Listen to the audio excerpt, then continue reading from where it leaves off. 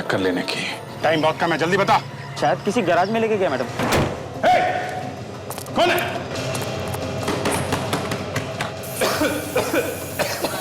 ये तो जहरीली गैस है। सर ये लोग हमें मार के ही छोड़ेंगे। ये जो कोई भी है हमारे साथ एक बहुत बड़ा डेंजरस गेम खेल रहा है। अब तेरी बारी है।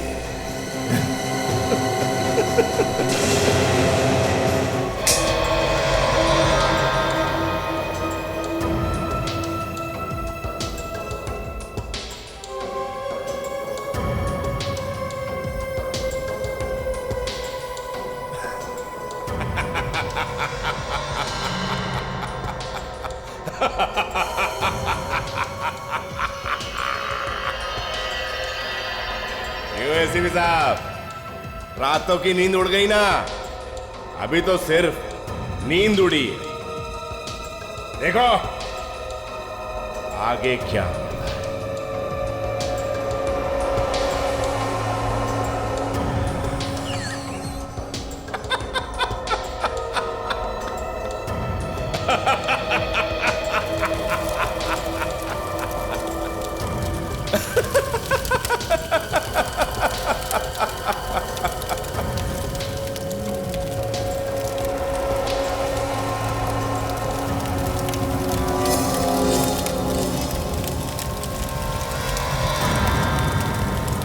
ये दोनों फॉरेंसिक डॉक्टर्स तो गए।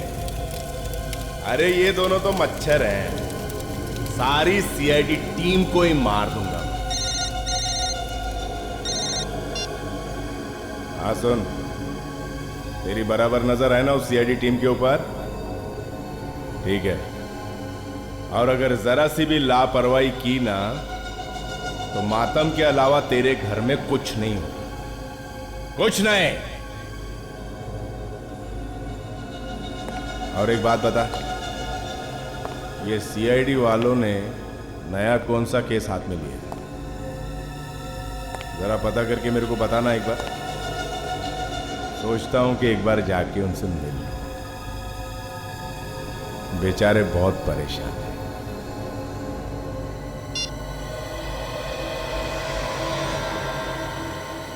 एसीपी प्रद्युमन, अगर दम है तो रोक ले। एक और गया तेरी टीम से।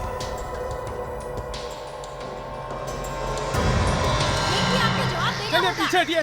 मैं कहता हूँ पीछे हटिए। हम मीडिया वाले हैं, आप हमें नहीं रोक सकते। नहीं खुलेगा। आप लोग हटिए, पीछे हटिए। अरे गेट खोलिए, हमें अंदर आने दीजिए। देखिए आप लोगों को इस तरह से आप अपने साथ को नीचे भेजिए। ये आप ठीक नहीं कर रहे। आप लोग अंदर नहीं आ सकते। हटिए। आप गेट खोलिए, आपको जवाब देना होगा।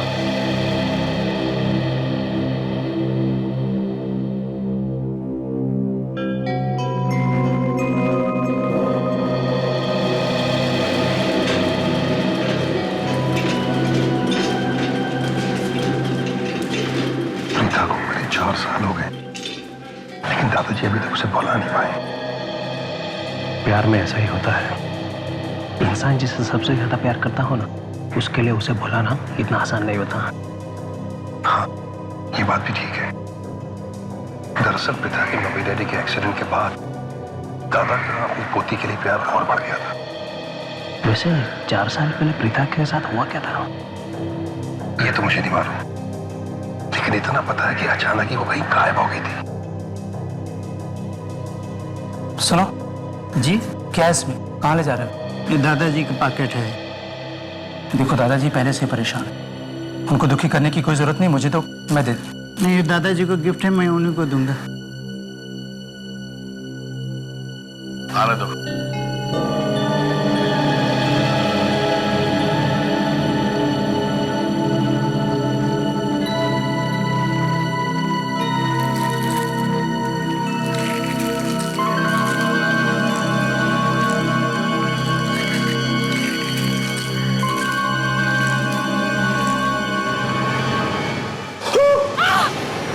क्या हुआ?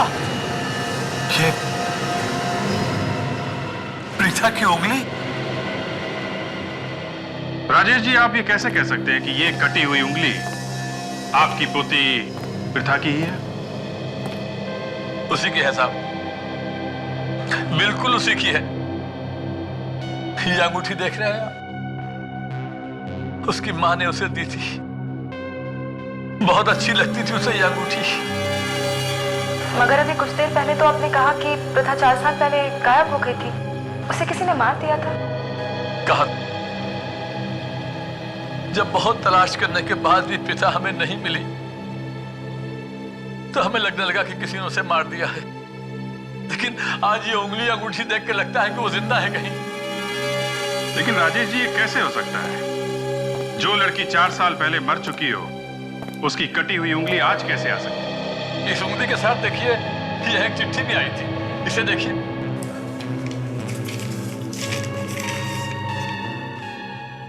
तुम हर साल अपनी पोती की बरसी मनाते आ रहे हो पिछले 4 सालों से, मगर बरसी मरे हुए लोगों की मनाई जाती है, जिंदा लोगों की नहीं।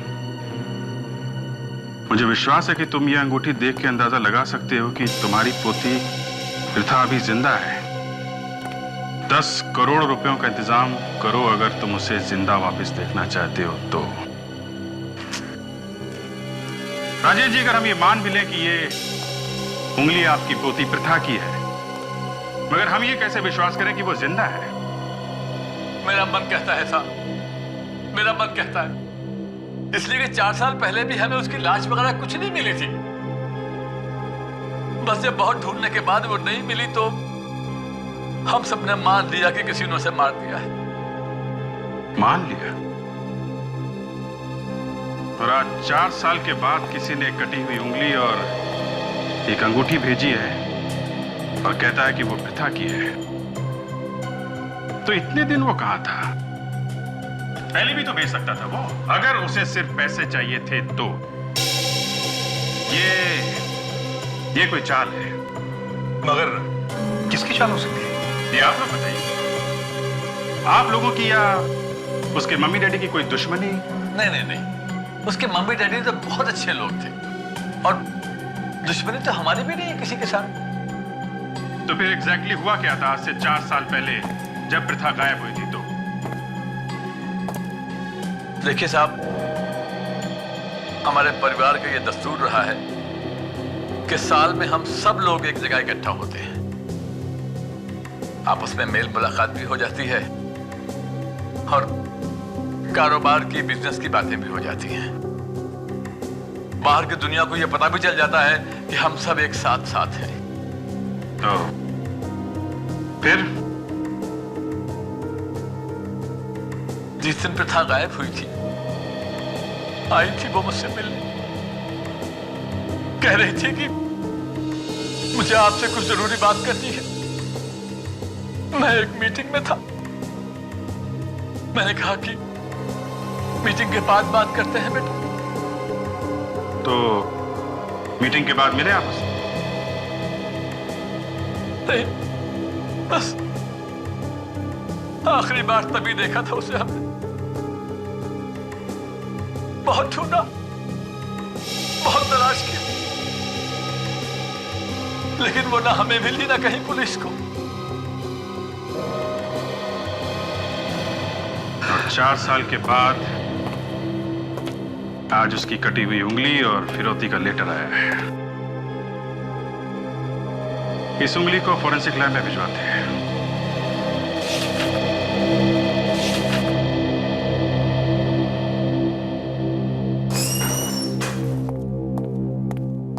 सर, हाँ?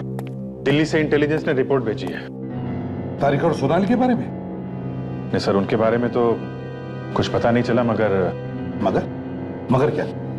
सर, इसमें लिखा है कि आपकी जान को खतरा है। मेरी जान को खतरा है? अच्छा, स्पेसिफिक रिपोर्ट है सर, आपका नाम लिखा हुआ है। आपको मारने का प्लान बनाया गया है सर, और आपके साथ साथ सीआईडी को भी खत्म करने का इरादा उन लोगों का। सीआईडी को भी खत्म करने का इरादा है?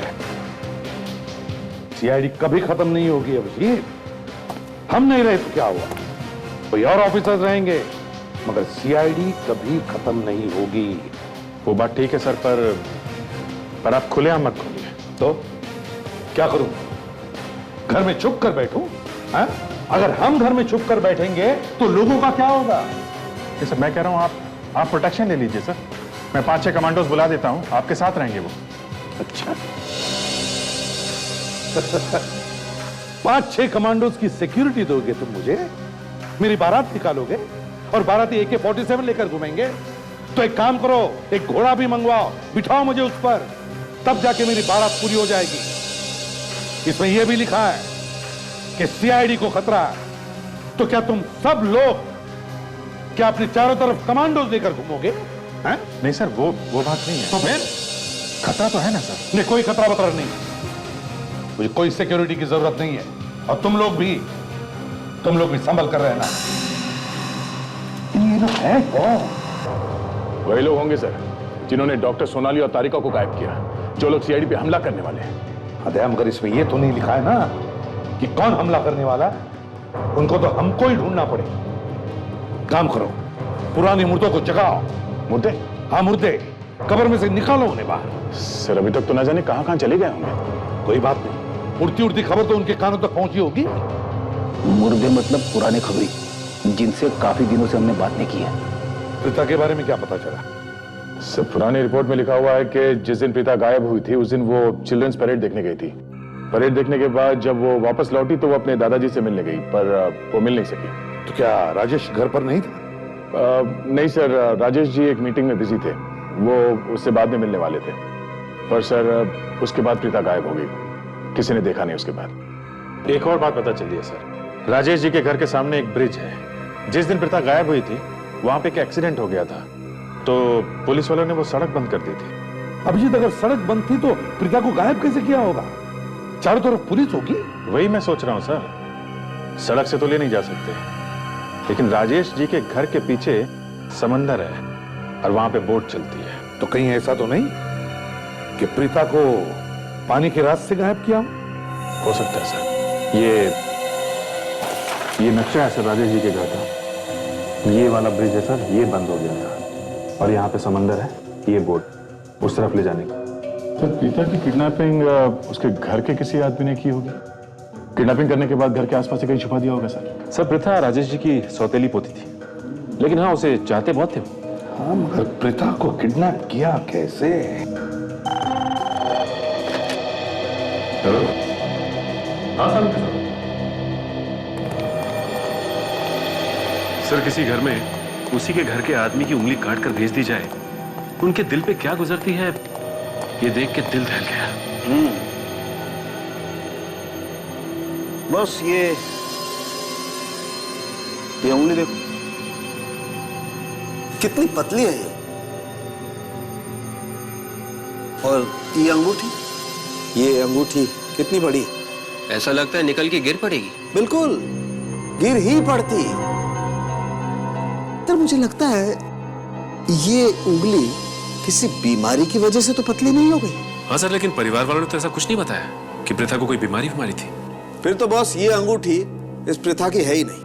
मतलब उंगली काटने के बाद ये अंगूठी पहनाई गई है? एग्जैक्टली, उंगली काटने के बाद ये अंगूठी पहनाई गई है। और जिस किसी ने भी इस उंगली को काटा है उसने कोई बहुत ही पुरानी नुकीले दांतों वाली चीज से इस उंगली को काटा है। मतलब कोई सॉ ब्लेड? एग्जैक्टली। ये देखो खाल और मांस भी टेढ़ा मेढ़ा कटा हुआ है। और हाँ, ये आरी के नुकीले दांत साफ साफ दिखाई दे रहे हैं। एक बात और, ये आरी किसी कोने में पड़ी होगी बहुत लंबे वक्त तक, और उस आरी पर जंग लगा हुआ था। कितना तड़पी होगी ये बेचारी। हाँ, एक और बड़ी अजीब बात पता चली है। ये यहां देखो, ये पीले पीले निशान देख रहे हैं आप लोग, ये टोबैको के, तंबाकू के। जब भी कोई अपनी उंगलियों में दबाकर सिगरेट पीता है तो ऐसे निशान आते हैं। मतलब ये लड़की सिगरेट पीती थी? बिल्कुल, ये लड़की सिगरेट पीती थी। तो ऐसा हो ही नहीं सकता कि ये सिगरेट पीती होगी। विवेक भाई, ये उंगली तो यही बताती है। मैंने इस उंगली पर से थोड़ी सी खाल लेके टेस्ट करके भी देखा है। लेकिन डॉक्टर साहब, आप जो चीजें इसके बारे में बता रहे हो वो तो उससे मैच नहीं करती। ये भी तो हो सकता है कि ये उंगली इसकी ना हो। बस बिना डीएनए टेस्ट किए कुछ भी नहीं कह सकते। हाँ, मगर डॉक्टर इस उंगली का डीएनए मैच करेंगे कैसे? प्रीता तो सौतेली बेटी थी, और उसकी मम्मी डैडी की मौत हो चुकी है कार एक्सीडेंट में। बॉस, तुम लोग एक काम करो, प्रथा के घर पे जाओ, फिर से चेक करो उसका कमरा, एक एक चीज, शायद कोई चीज मिल जाए, शायद कोई ऐसी चीज जिससे, जैसे हेयर ब्रश। हेयर ब्रश में अगर कोई बाल फंसा हुआ मिल जाए, उस बाल का हम डीएनए टेस्ट करके देखेंगे और फिर इस उंगली के डीएनए से मैच करके देखेंगे। सचिन, अगर डीएनए मैच हो गया तो ये उंगली प्रथा की है, नहीं तो नहीं। ठीक है डॉक्टर, प्रथा का कमरा चेक करते हैं। सर, यह है प्रथा का कमरा। जो भी चीज उसने जहां पर भी रखी थी हमने वहीं पर रख दी है। इस कमरे की साफ सफाई तो होती होगी ना? जी सर, साफ सफाई तो हमेशा होती है, पर जो भी चीज जहां से भी उठाते हैं हम वापस वहीं पर रख देते हैं। एक्चुअली सर, चित्रा जितना इस कमरे के बारे में जानती है और कोई नहीं जानता, यही करती है देखभाल इस कमरे का। कमरे में से कोई भी सामान बाहर तो नहीं गया? जी नहीं सर, एक्चुअली दादाजी का ऐसा सोचना था कि प्रीथा कभी ना कभी तो वापस आ जाएगी। दादाजी तो किसी को इस कमरे में आने नहीं देते, वो तो आप लोग हैं जिन्होंने हाँ कहे। हमें इस कमरे की तलाशी लेनी है।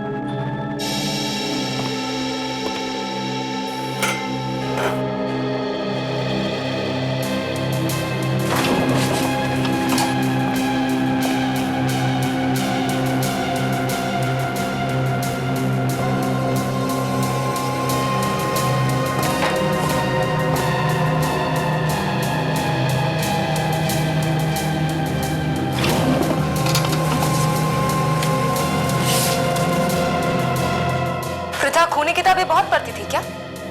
जी नहीं, उसे तो ऐसी किताबों से कोई मतलब ही नहीं था। वो तो काफी हंसी मजाक करने वाली लड़की थी। तो फिर ये खून खराबे वाली किताबें क्या कर रही है उसके कमरे में? खूनी किताबें? कहीं इसलिए तो नहीं वो इतनी बदली बदली लग रही थी? क्या मतलब है आपका? मतलब गायब होने से कुछ दिन पहले उसका बर्ताव कुछ बदल गया था। इतनी खुश रहने वाली लड़की अचानक ही चुप चुप रहने लगी थी। सर, यहाँ पर ना ही कोई हेयर ब्रश है और ना ही कोई कंघी। पर ब्रश तो यहीं पर था। तो कहाँ गया ब्रश? सर, डायरी मिली है, लगता है प्रथा की है।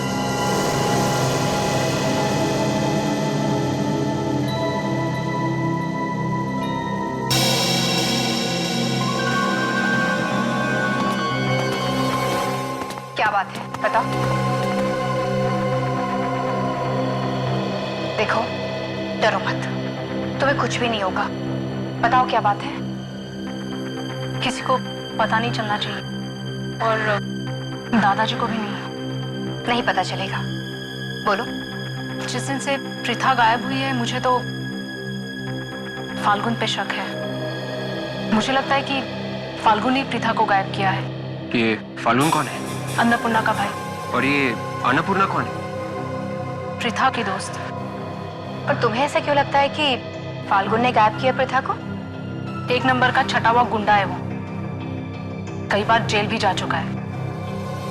हमेशा प्रथा के पीछे पड़ा रहता था वो। क्या कहता था वो प्रीता से? उसके सामने तो हमेशा हीरो बनने की कोशिश करता था वो।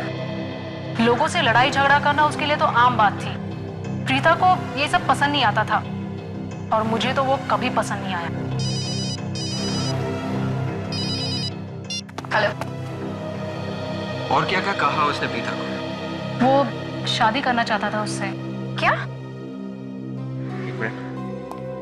क्या बात है काजल? सब ठीक तो है ना? तुम्हारा चेहरा क्यों उतर गया? कुछ है विवेक, मैं बाद में बताऊंगी। मुझे अभी के अभी घर जाना पड़ेगा। सर से कह दोगे कि मैं घर चली गई हूँ, मैं जल्दी लौट आऊंगी। ठीक है, अपना ख्याल रखना। ये क्या है? सब पेज पे जो फोन नंबर्स लिखे हैं उनके सामने नाम लिखा हुआ है, मगर ये आखिरी जो पेज है इस पे 6 फोन नंबर्स लिखे हैं, उनके सामने किसी का भी नाम नहीं है। मतलब ये फोन नंबर्स नहीं है, ये कोई और ही नंबर है, ये कोई और ही चक्कर है। अरे दरवाजा खुला कैसे? अनुज! अनुज! अनुज कहाँ हो तुम? बाहर आओ। अनुज बताओ कहाँ चोट लगी तुम्हें? अनुज, अगर मजाक कर रहे हो ना तो बहुत बुरा होगा, कह देती हूँ। बाहर आओ अनुज। अनुज!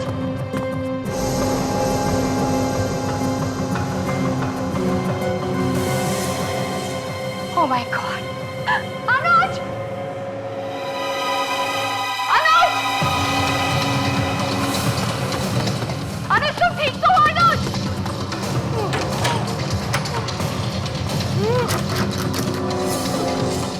अनुज?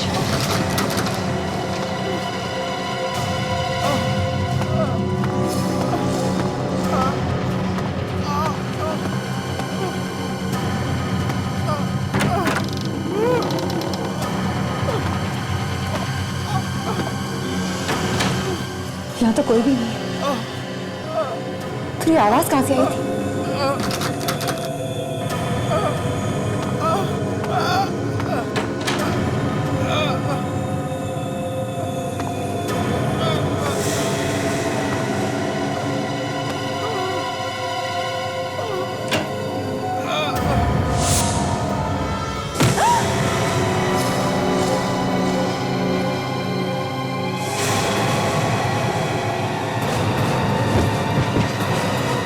सर, प्रीता के घर से हमें जो डायरी मिली है, इसके पहले पेज पे सर उसने एग्जाम के डेट्स के बारे में लिखा है सर, और दूसरे पेज में दोस्तों से जो मुलाकात हुई थी उसके बारे में उसने लिखा है। और बाद में सर ये सब फोन नंबर्स हैं, ये सारे फोन नंबर्स उसके दोस्तों के सर, पर ये आखिरी में जो 6 नंबर्स है सर, इसके बारे में कुछ पता नहीं चल रहा है। मतलब सर इन नंबर से अभी तक सिर्फ इतना पता चला है कि जो नंबर 53 से शुरू हो रहे हैं वो हनुमंत नगर एरिया के हैं, और जो 63 से शुरू हो रहे हैं वो भिंडनगर एरिया के हैं सर। और सर इन नंबर्स के सामने जो कोड्स लिखे गए हैं RI, RL और RJ, वो शायद किसी के नाम के पहले 2 अक्षर। तो तुमने टेलीफोन लगा के देखा? हाँ सर, इनमें से कोई भी प्रीता को नहीं जानता। इनमें से कोई भी प्रीता को नहीं जानता? तो फिर ये टेलीफोन नंबर्स प्रीता के डायरी में आए कैसे? तो एक काम करो, तुम इन टेलीफोन नंबर्स के पीछे लगी रहो, पता लगाओ ये किसके नंबर्स हैं। हमारा खूनी इन्हीं नंबर्स में छुपा है। ले, जरा प्रीता की दोस्त अन्नपूर्णा से मिलते हैं।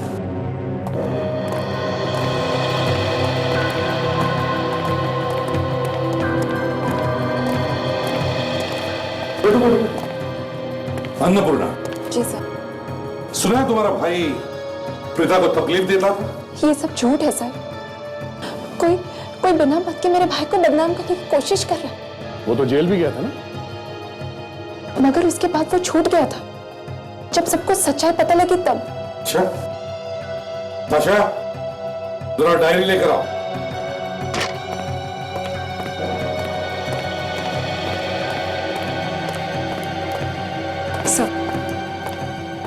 सर देखिए, इनमें से किसी नंबर को पहचानती हैं आप?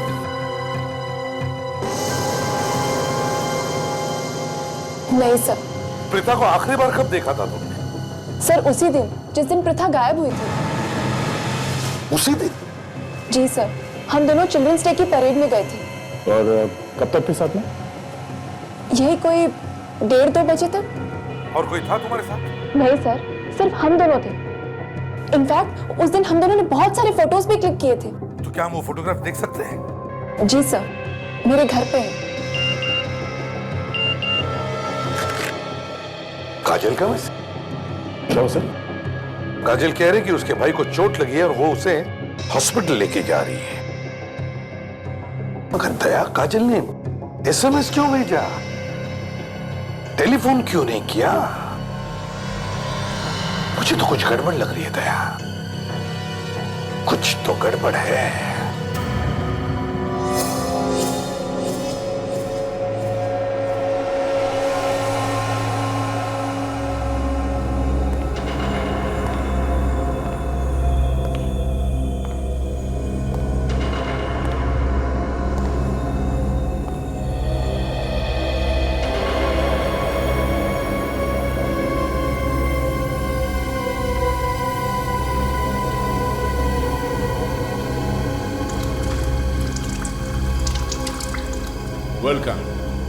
वेलकम मिस काजल।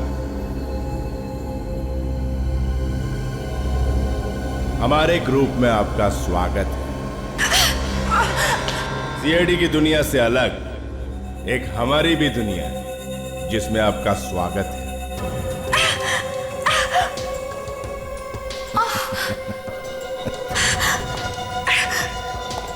घबराओ नहीं, हल्की सी चोट, जल्दी ठीक हो जाए। कौन हो तुम? इतनी जल्दी भी क्या है, सब पता चल जाएगा। पहले तुम सब इकट्ठा तो हो जाओ, फिर आराम से सब कुछ बता दूंगा। मुझे किडनैप करने के लिए मेरे भाई का सहारा लिया।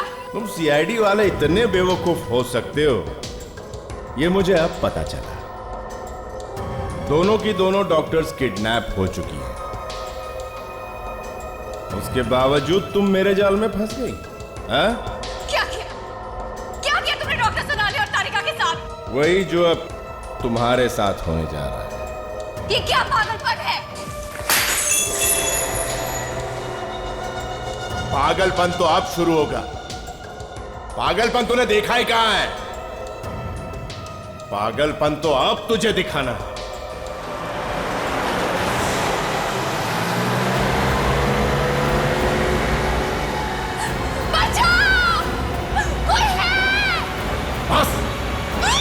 अब तुझे कोई नहीं बचा सकता, भगवान भी बचा नहीं सकता।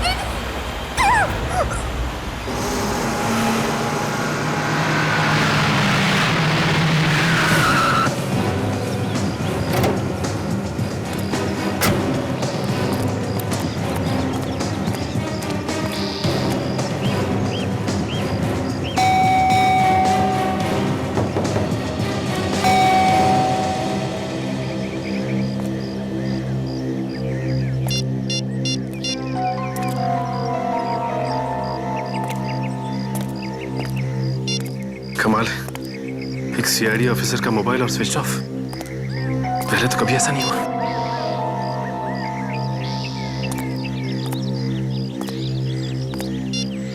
जरा सी चोट क्या लगी भाई को के मोबाइल ही स्विच ऑफ। कुछ गड़बड़ तो नहीं है?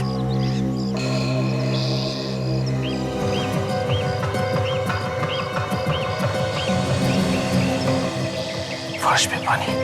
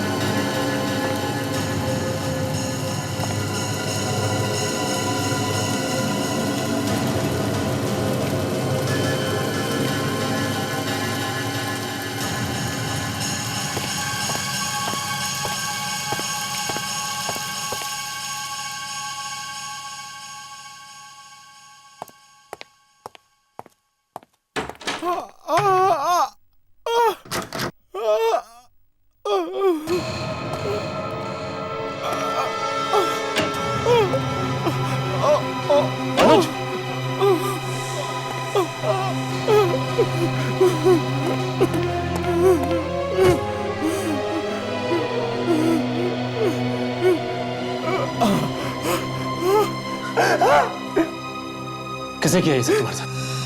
एक आदमी। कौन था वो आदमी? बास में रहा था। बास। और काजल कहाँ है? काजल के सर पे मारा, उसे ले गया। ले गया? कहाँ ले गया? पता नहीं। मगर अनुज, काजल को तो तुम्ही ने फोन करके बुलाया था। उसी ने मुझे कहा काजल को फोन करके बुला और बोला तुम्हें चोट लगी है। मैंने मना किया तो उसने मुझे भी मारा। आखिर ये हो कौन सकता है?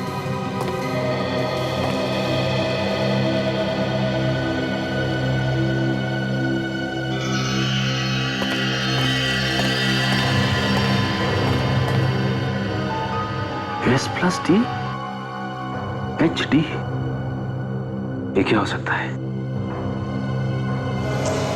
सर, एक लड़की अचानक से कैसे गायब हो सकती है सर?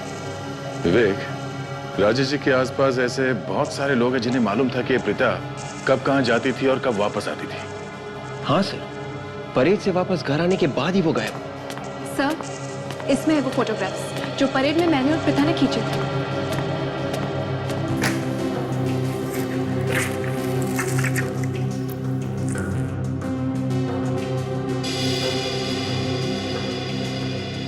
सर, उन दिनों प्रथा काफी उदास रहने लगी थी। तो आपने पूछा नहीं कि क्यों उदास थी वो? पूछा था, कहने लगी कि ऐसा कुछ नहीं।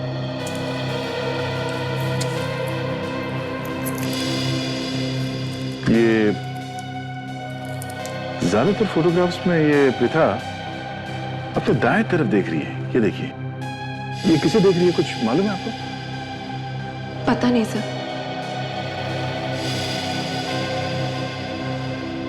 अच्छा, इन फोटोग्राफ्स के अलावा कोई और फोटोग्राफ्स हैं उस दिन के? नहीं सर, सिर्फ ये फोटोग्राफ्स हैं।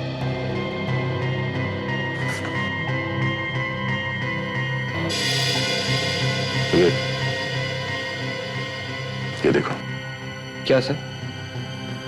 इस फोटोग्राफ में ये आदमी पिता के ठीक पीछे खड़ा है, फोटोग्राफ खींच रहा है।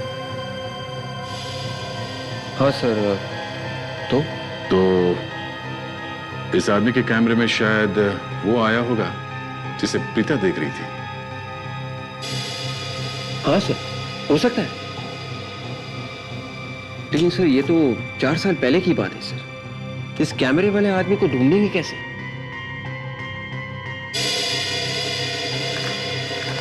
एक मिनट सर, ये फोटो देखिए सर। इस फोटो में ये कैमरे वाला आदमी गाड़ी में बैठ रहा है।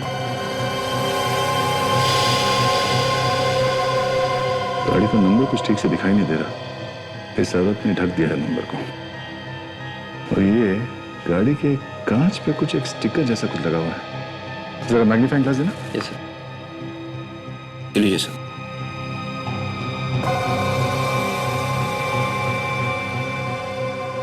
Mehta furniture house.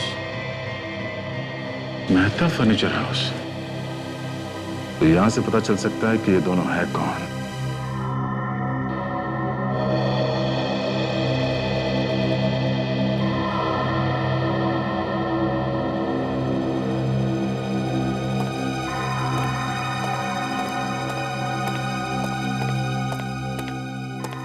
आशा, यस सर। क्या हुआ, तुम्हारे नंबर्स बोलते हैं या नहीं? सर, अब तक तो चुप है। अरे चुप कैसे, मुंह खुलवाओ उनका। सर, कोशिश कर रही हूँ। देखो ताशा, वो नंबर्स कोई टेलीफोन नंबर्स हो सकते हैं, गाड़ी का नंबर हो सकता है, या फिर किसी शहर, गांव या घर का पिन कोड भी हो सकता है। वो सब ठीक हो। सर, ये सब तो मैं कर चुकी हूँ। अच्छा।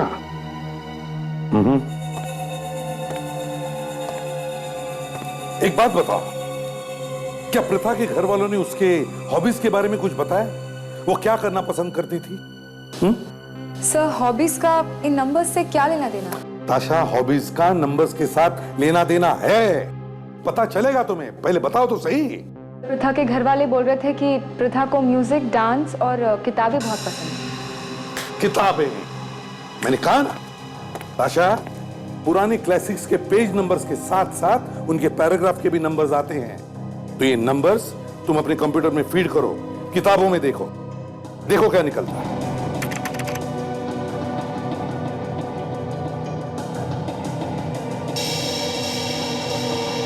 सो बहुत सारे पैराग्राफ्स आ गए। देखो तो सही। सर, एक केस है इस तरीके का। 4 साल पहले एक लड़की ने फांसी लगाकर आत्महत्या कर ली थी। स्टार भी बना हुआ था सर फर्श पर, और लोगों ने सोचा कि आत्महत्या है, इसीलिए केस बंद हो गया। नाम क्या है उसका? रिद्धिमा। आ रहा है, रिद्धिमा आ रहा है। इसका एक ही मतलब है ताशा, प्रथा उस खूनी को जानती थी और इसलिए खूनी ने जो भी खून किए प्रथा ने अपनी डायरी में लिख लिए, अपनी ही कोड लैंग्वेज। और खूनी को मालूम था कि प्रथा इस बारे में जानती है, और उसने प्रथा को मना किया होगा उसके बारे में बताने के लिए। और उस दिन वो अपने दादाजी के पास उस खूनी के बारे में ही बताने गई थी। और इससे पहले कि वो अपने दादाजी को बताती, खूनी ने उसे किडनैप कर दिया। ताशा, ये बाकी के 5 नंबर्स भी खून ही है, खून जो इसी आदमी ने किए हैं। मगर है कौन ये?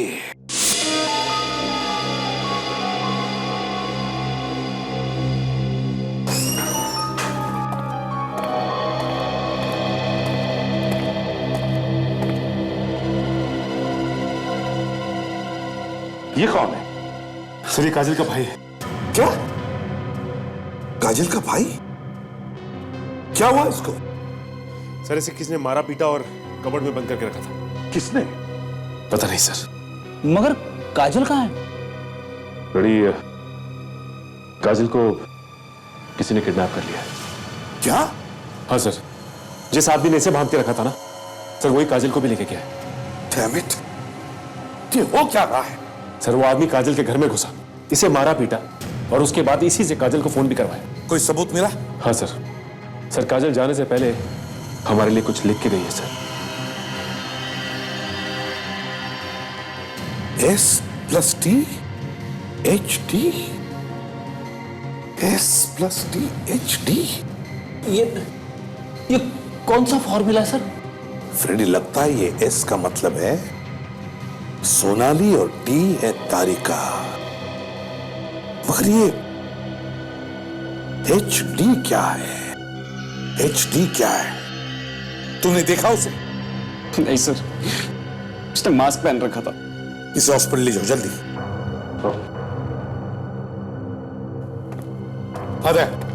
फर्नीचर शोरूम के बारे में क्या पता चला? सर वो दुकान तो बहुत दिनों पहले ही बंद हो गई थी। तो उसका मालिक कौन था? सर फर्नीचर शॉप के मालिक का पता चल गया। गुड, तो फिर उसे ये फोटो दिखाओ, देखो पहचानता है क्या? Yes sir. हाँ सर ये लड़का कौन था? काजल का भाई। दया, काजल भी किडनैप हो गई। हाँ।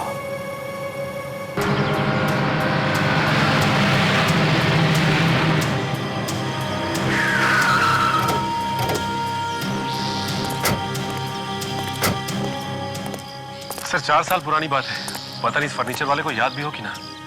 पूछ के देखते हैं, पूछने में क्या हाल है। कुछ ना कुछ जरूर पता होगा इसे।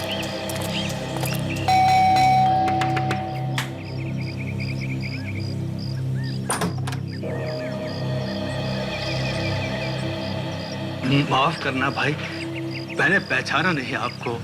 वो क्या है कि नजर पे असर पड़ गया है, कभी कभी तो दिखाई नहीं पड़ता। कुछ सवाल पूछने थे, हम लोग सीआईडी से हैं। सीआईडी? जी। आइए जी, बोलिए क्या मदद कर सकता हूं मैं आपकी? ये फोटो ध्यान से देखिए और ये बताइए कि ये कौन है जिसके हाथ में कैमरा है? ये तो मेरा बेटा है सौरभ, और ये मेरी बहू है। क्या हम सौरभ से मिल सकते हैं? माफ कीजिए, आप लोग उनसे नहीं मिल सकते क्योंकि मेरे पति अब इस दुनिया में नहीं रहे। I am sorry. ये 4 साल पुरानी फोटो है, इसके बारे में कुछ बता सकती हैं आप? जी, उस वक्त हमारी नई नई शादी हुई थी और हम लोग चिल्ड्रंस डे पर परेड देखने गए थे। उस दिन की और भी फोटोज हैं आपके पास? जी, मैं लेकर आती हूँ। एक बात पूछनी थी आपसे, ये फोटो आपको मिली कहाँ से? वो जो है ये लीजिए, उस दिन की इसमें बहुत सारी फोटोग्राफ्स हैं। थैंक्स।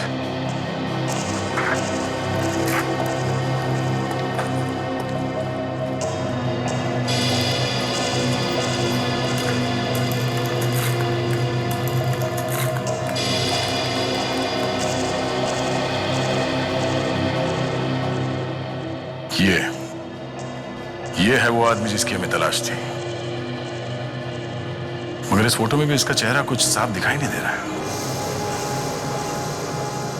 दया, ये बात तो समझ में आ गई कि प्रीता ने अपने डायरी में जो नंबर के सामने कोड लिखे हैं वो उन 6 लोगों के नाम के पहले अक्षर हैं जिनको बड़ी बेरहमी से उस आदमी ने मारा है।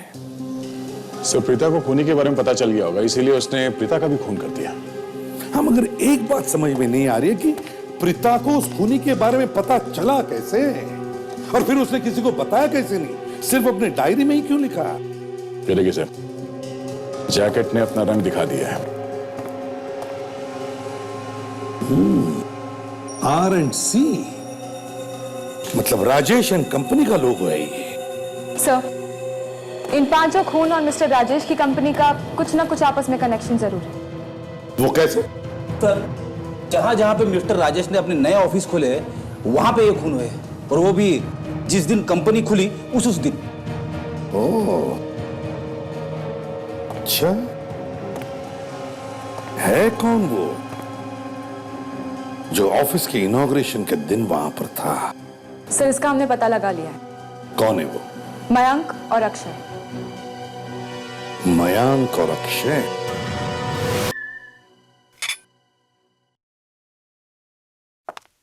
विवेक, ताशा, इन दोनों के कमरों की तलाश है। Yes sir. ये क्या हो रहा है? हमारे कमरे की तलाशी क्यों? परेशान होने की जरूरत नहीं है, अभी सब पता चल जाएगा। एक बात बता, जिस दिन प्रथा गायब हुई उस दिन दोपहर के बाद तुम कहां थे? क्या हुआ? याद नहीं आ रहा? कोई बात नहीं, आराम से याद करके बताओ।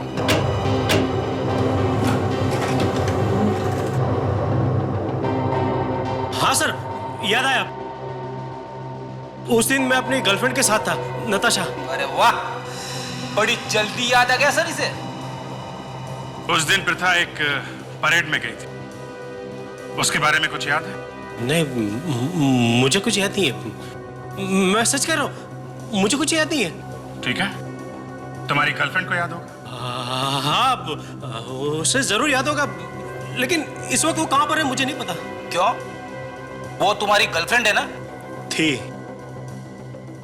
दरअसल उसके साथ मेरे संबंध उसी दिन टूट गए थे, और तब से मैं उसे मिला ही नहीं हूं। बड़ी अजीब बात है। कोई बात नहीं। मयंक जी, आप कहां थे उस दिन? सर, मैं तो यहां था ही नहीं। दिल्ली गया था एक कॉर्पोरेट मीटिंग के लिए, और उस दिन मेरी फ्लाइट भी छूट गई थी, इसलिए मैं लेट पहुंचा था। अच्छा। एक बात बताइए, आप लोगों में से जैकेट कौन पहना? ब्राउन कलर की, जिसमें आपकी कंपनी का लोगो लगा हो। मेरे पास ऐसा कोई जैकेट नहीं है, और वैसे भी दादाजी की कंपनी के साथ मेरा कोई लेना देना ही नहीं है। इस तरह की जैकेट तो मेरे पास है ही नहीं, और मैं तो जैकेट पहनता ही नहीं। नहीं। आप में से एक आदमी झूठ बोल रहा है। कौन है वो? अपने आप बता दो। सर, जिस जैकेट की तलाश थी वो जैकेट मिल गई है सर, एक अलमारी में। ये देखिए। किसके कमरे से मिली है? मयंक। मिस्टर मयंक, तुम तो कह रहे थे कि तुम जैकेट पहनते ही नहीं हो, तो फिर ये जैकेट तुम्हारे पास कहां से आई? मुझे नहीं मालूम, मैं सच कह रहा हूं। तुम्हारे कमरे में, तुम्हारी अलमारी में ये जैकेट मिली है, और तुम कहते हो कि तुम्हें कुछ नहीं मालूम। तो इससे क्या साबित हो जाता है? मेरे अलमारी में से जैकेट मिलने से क्या यह साबित हो जाता है कि खून मैंने किया है? जिस दिन प्रथा गायब हुई थी उस दिन तुम्हारी कंपनी ने एक नई ब्रांच खोली। तो उस उद्घाटन समारोह में तुम भी थे, और तुमने यही वाली जैकेट पहनी थी। बस गोली मार दूंगा मैं इनको। बहुत हो गया, बड़े दिनों से मैं तुम लोगों का नाटक देख रहा हूं। देखो, होश में आओ, गोली चल जाएगी। तो तू है वो जिसने मेरे फूल सी बच्ची को बेदर्दी से कत्ल किया है। अरे तुझे जरा भी दया नहीं आई उस पर? ऑफिसर, इसे मत छोड़ना, कर इसे, कैसी सजा देना इसे। सजा तो इसे जरूर मिलेगी। मैंने कभी सपने में भी नहीं सोचा था कि तू ऐसा कर सकता है। देखो, तुमने जब प्रथा को मार दिया था तो फिर उसकी उंगली तुमने क्यों भेजी अभी? ये सब मैंने पैसों के लिए किया है। पैसे नहीं थे मेरे पास, और मुझे ड्रग्स चाहिए थे। ड्रग्स के लिए मैंने पैसे लिए।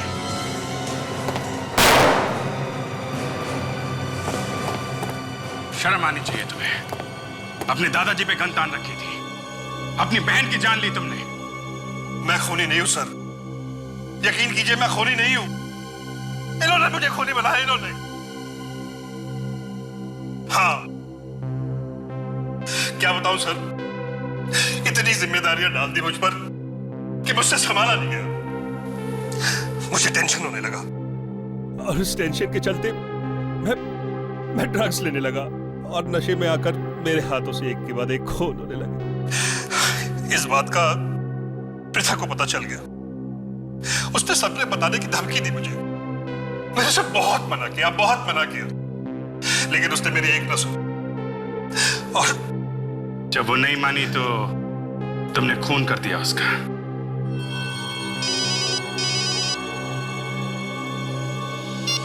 हेलो,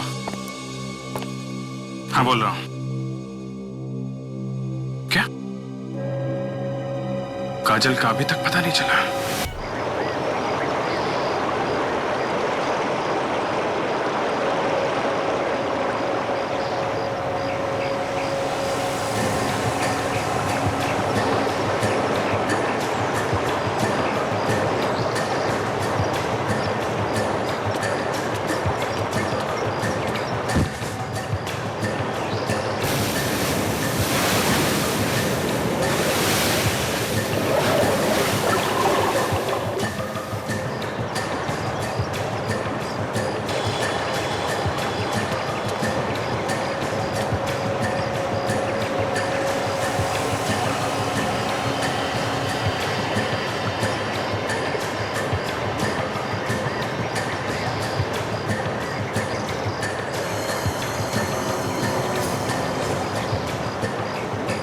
दादा दादा दादा दादा, क्या हुआ है? क्यों चिल्ला रहा है? दादा ये देखो इधर क्या है। तुझसे बोला ना अपने काम से काम रखने का, फालतू चीजों में ध्यान नहीं देने का। दादा मैं तो सिर्फ पूछ रहा था, आप तो खाली फुकट भड़क रहे दादा। अरे नहीं बेटा, ये खजाना है, खजाना, समझा? तेरी समझ में नहीं आएगा। चल जा काम करो, जा, चल चल चल, जल्दी जल्दी जा।